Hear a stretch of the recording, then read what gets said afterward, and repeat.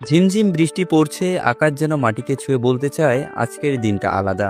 চারপাশে ভেজা পথ, কাদামাখা মাঠ আর এক পুকুর পাড়ে দেখা মিলল অভাবনীয় দৃশ্যের। নিজে হাতে টানছেন জাল, পুকুরে নেমে গেছেন একজন নেতা। কোনো দূর থেকে দাঁড়িয়ে দেখা নয়, নিজে হাতেই মাছ ধরছেন। পানিতে দাঁড়িয়ে জেলের মতো জাল সামলাচ্ছেন এবং একে একে নিজে হাতে মাছ তুলে দিচ্ছেন নারী, পুরুষ, শিশু আর বৃদ্ধর হাতে।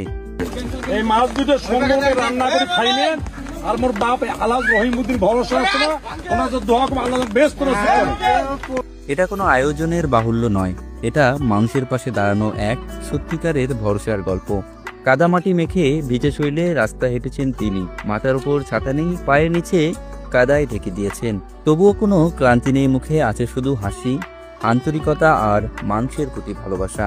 আলহাজ এমদাদুল হক ভরসায় যেন বলে দিলেন, নেতৃত্ব মানে দূরে থেকে দেখা নয়, নেতৃত্ব মানে মানুষের ভেজা ঘরে নিজের হাতে আলো পৌঁছে দেওয়া।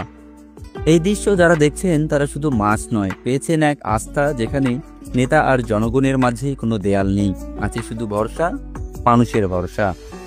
আমি এক পুকুরে মাছ মারছি, এই মাছ আমি পয়সা দিয়ে কিনিয়া, এখানে গরিব দুঃখী মানুষ তারা অনেক সময় পয়সার অভাবে ভালো মাছ টাছ খাইতে পারে না।